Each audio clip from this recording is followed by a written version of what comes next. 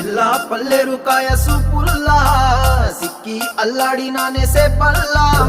పసిడి పచ్చాని అరసే తుల్లా ధర పోస్తా ప్రాణాలు తానే అడగాల